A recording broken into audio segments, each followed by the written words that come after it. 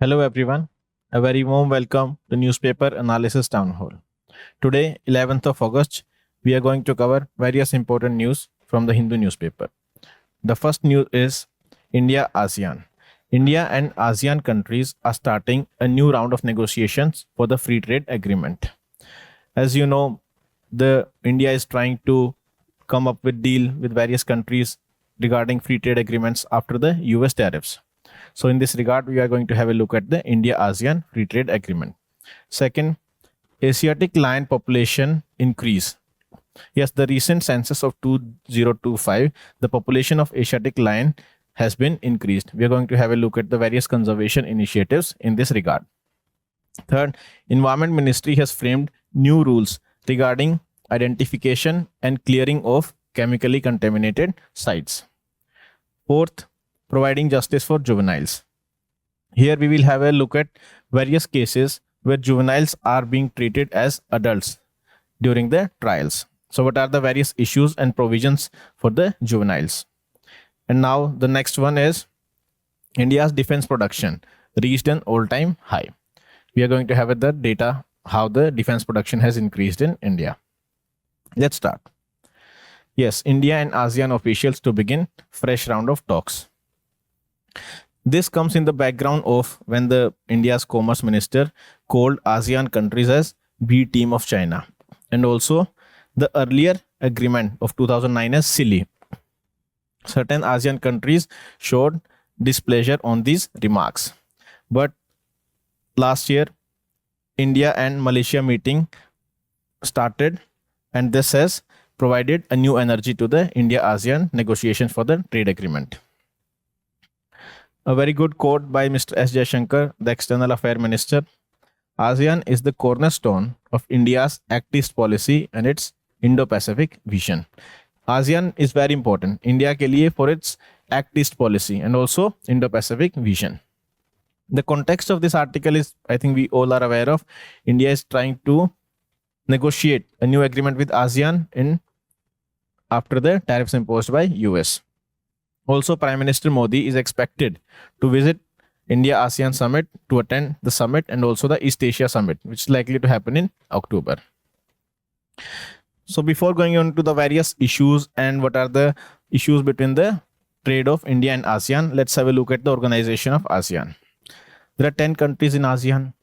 Apart from India, India is not a member of ASEAN. Yes, the 10 countries of ASEAN are, let's start from here. First is Myanmar, then Cambodia, Laos, Vietnam. Myanmar, Cambodia, Laos, Vietnam. Then Thailand, then Singapore and Malaysia, Indonesia, Philippines and Brunei. These are the 10 countries. It started with the Bangkok Declaration of 1967, which was signed by 5 countries. Earlier there were not 10 countries. The 5 countries were Thailand, Indonesia, Malaysia, Philippines, and Singapore. These were the 5 countries which signed the Bangkok Declaration. ASEAN basically worked on 3 primary pillars. First is political, second economic, and third socio-cultural. ASEAN Secretariat is in Jakarta. This is important information for the prelims. Jakarta. Okay. Now the East Asia Summit also Prime Minister is expected to attend. In East Asia Summit, apart from these ASEAN countries, these 10 countries, there are 8 other countries. Which are those 8 countries? These are very important for prelims. India, China, US, Russia, Japan, South Korea or Republic of Korea, and then Australia and New Zealand. These 8 countries are part of the East Asia Summit. Now, what are the various issues in India-ASEAN trade relations? India-ASEAN had a preferential trade agreement of 2009. What happens after the trade agreement was signed, trade balance started favoring ASEAN countries by a big proportion. How it happened? In 2017-18, India's exports to the ASEAN countries were 34 billion and the imports were 47 billion. Deficit was of 12.9 billion. Okay. After the preferential agreement in 2024 and 2025, the data is India's export is almost same, 34 to 39 billion. It has increased, not much increase, but the imports have increased from 47 billion to 84 billion, leading to a deficit of 45 billion. Because of this region only, India's minister has called the agreement as silly. So this is the issue. Imports from the ASEAN are growing much faster at a rate of 7.5% than export, which are rising only 1.7%, which we can see from this data. Also, ASEAN countries are part of the 𝐼𝐸𝐴. We all are aware of, which India withdrew from the 𝐼𝐸𝐴 in 2019. India did not join the 𝐼𝐸𝐴, Regional Comprehensive Economic Partnership Agreement, on the fears of that Indian markets will be flooded with the cheap Chinese or ASEAN imports. Okay, so now both the countries are trying to sign an agreement. The agreement between India ASEAN is called AITI-GA, that is ASEAN India Trade in Goods Agreement. Okay, what are going to be the potential implications of AITI-GA on India? First of all, if a preferential agreement is being signed where the ASEAN countries will open their market for Indian goods, it will help India in reducing the impact of US tariffs and also the trade deficit with ASEAN countries, which stands at $45 billion. Also, if India signs the agreement with ASEAN country, then it will help strengthening the relation between India and ASEAN. That will help in balancing China's regional influence. China has very high influence in this region. This entire region, China has very high influence. So it will also help in balancing the China's regional influence when India-ASEAN relationship strengthens. Also, from this quote, we know ASEAN is very important for Indo-Pacific vision. So Indo-Pacific, which is a geopolitical grouping, is called as geopolitical grouping. If we are linking it with trade, that is the free trade agreement. Therefore, India is positioning as ASEAN is central to India-Pacific framework, because ASEAN is central. And if we have strategic also the trade relations with ASEAN, it will strengthen India's position in the Indo-Pacific area. So this is the potential implication of AITI-GA. This is very important. Even if the question comes in main, this will show why the new agreement is required, because India runs a high deficit with ASEAN countries. And these facts are important for the prelims point of view. Now let's move on to the next article. Yes, a very good news. The Asiatic Lion, the population has increased from 674 to 891. This is a significant increase in the population. The Asiatic Lion are found only in India, and that too in 𝐼𝐸𝐝 National Park and Sanctuary in Gujarat.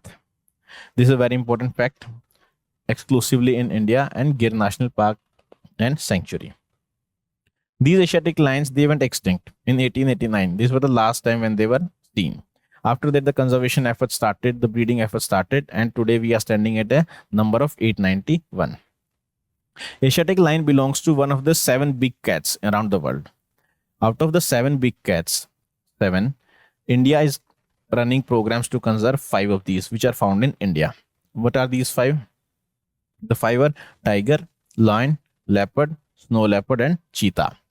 The other 2, jaguar and puma, they are not found in India, but they are found in Latin America. So India is trying that the conservation effort should also be launched for these 2 species. And there's also talk of the coexistence of a pastoralist Maldhari community. They live around this 𝐼𝐸𝐝 National Park and Reserve Sanctuary. This community lives in consonance with the tiger, the Asiatic lions. So what are the various facts regarding Asiatic lions which can come in prelims? First of all, found exclusively in 𝐼𝐸𝐝 National Park and Sanctuary. IUCN status. Earlier they were endangered, but later they were shifted to vulnerable as the population is increasing. Sites may they are under Appendix 1. Then Wildlife Protection Act under Schedule 1, that is maximum protection. Strength is 891 according to 2025 census. As compared to African lions, Asiatic lions are slightly smaller in size. So this can also come in as a statement in exam. Now to protect the big cats, there's an alliance at international level, International Big Cat Alliance, to protect the 7 big cats, where India is undertaking the conservation efforts for 5 cats and 2 are in South America. So this is about lions and their conservation. Next one important article, new rules on chemically contaminated sites. Basically Environment Ministry ने under Environment Protection Act नए rules लेके आए हैं to identify. First of all, identification is very important, and then cleaning is very important. Environment Protection Management of Contaminated Rules 2025 on July 25 they were made public. Why the rules were made? See, in 2010 Environment Ministry started a capacity building program under which there were 3 broad tasks. पहला, probable contaminated site का inventory create करना. Second, guidance document and remediation, उनका कैसे करना contaminated site का. And third one was there should be a development of legal and institutional framework. This third aspect was missing. This third aspect is now filled by these rules. So what these rules says, before going into the rules, what are contaminated sites? What is the definition? Yes, there's a definition of contaminated site. If a question comes, isko ratta maar lo, as it is, start with this. According to Central Pollution Control Board, these are the sites where hazardous and other wastes were dumped historically and which has most likely resulted in contamination of soil, groundwater, and surface water that pose a risk to human health and environment. This is the definition. It includes landfill, dump, waste storage, treatment site, etc. 103 such sites have been identified across the country. What are the provisions of the rules? First of all, it is the duty of the district administration to prepare a half-yearly report on the sites in the area which falls under the particular district. Second, now this report will be forwarded to the state board. What the state board will do, it will assess it preliminary within 90 days. There's a timeline for this. This is half yearly, this is 90 days.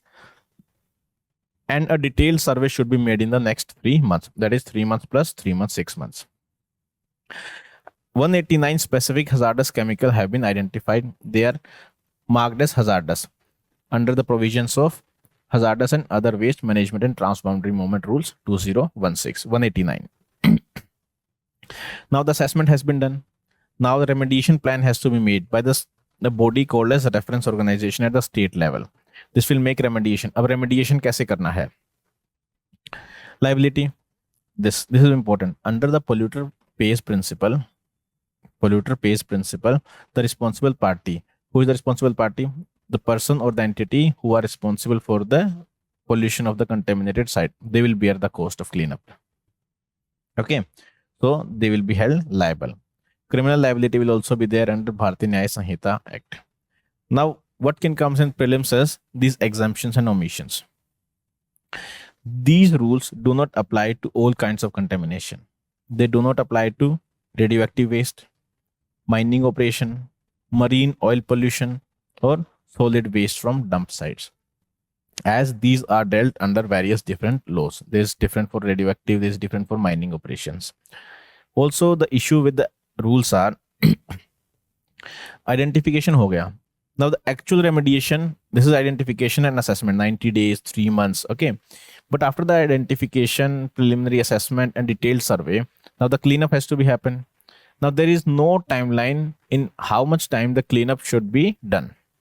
There is no defined timeline for this. So this is the issue with the rules. Okay, next one, providing justice for juveniles. This is regarding a case where a juvenile named Karthik, who committed an offense in 2011. Okay. And he has been in jail for 13 years. 2024. Under the Juvenile Justice Act, if the one who has committed the crime is a juvenile, who is a juvenile? That is 16 to 18 years of old. If he is a juvenile, he or she is a juvenile, then they have to be treated under Juvenile Justice Act. They cannot be treated as adults. But the name Karthik, he has been in prison for 13 years. Now in 2023, he filed a application asserting the juvenility in 2023. Now the question comes, can we file the application for juvenility after 12 years? Yes, the court clearly says the plea for juvenility can be introduced at any stage of the proceeding. Very important for prelims point of view. Even after the trial has concluded, the question can come as a plea of juvenility can only be introduced before the trial has concluded. It makes sense also, अगर trial conclude हो गया after you are filing for juvenility, but no, according to court, it can be filed at any stage. Juvenility under 18 years of age at the time when the offense was committed. So they should be treated under Juvenile Justice Act. See, juveniles, they will have various different mindsets according to child experts, mental experts. A child has various different mental theories and mental phenomena as compared to an adult. So we cannot compare and treat a child or a juvenile similar to an adult. Okay, what are the various issues which are happening around regarding the juveniles? First of all, juveniles are treated as adults only. In this case also, we observe how he has been treated as an adult and has been in jail for 13 years. In many instances, magistrates deny them bail. There's psychological trauma of being placed in adult jail. So the mental capacity and mental state of a juvenile is different from that of an adult. Okay, so these are the various issues regarding the juveniles. So how the juveniles to be treated? If one who has committed the crime is found to be juvenile, first of all, he must be presented to Juvenile Justice Board. And after that, he'll be treated as a juvenile, where the maximum imprisonment can be of 3 years. And that 3 years is also in a reform house, where he'll be taught various psychological, various emotional things, and various teachings are happening to rehabilitate and reform the child or the juvenile. So these facts are very important for the prelims point of view. Next, yes, next news very important. India's defense production reached an all-time high. This data to be used in main answers as it is. In 2019 and 20, the defense production in India was almost 79,000 crore, which increased to 1.27 lakh crore in 2023 and 24, which has now increased to 1,50,000 in 2024 and 25, increase of 18% year on year. So India is doing marvelous job in increasing the defense production. Today, we are not only producing defense equipments, but we are exporting also. Last week only we discussed how Philippines is interested in buying India's BrahMos and also various other defense equipments. So what happens when the defense productions happen domestically? First of all, it reduces the dependence. Because in the current geopolitical arena, we know you cannot rely on one partner forever. You have to become self-sufficient, at least in the basic necessity things like defense. Basic economy also, we saw the trade tariffs now. Okay. It reduces the dependence. Therefore, it leads to strategic autonomy. How? No country can arm twist us. If, for example, if you want to import some defense equipment from US, then they can arm twist us. Okay, we will send you these only when you do this. So increasing the production leads to strategic autonomy for the country. Also export. If we export, the trade balance is going to be favorable, right? So there are various benefits of increasing defense production at domestic level. So these are the important articles for today.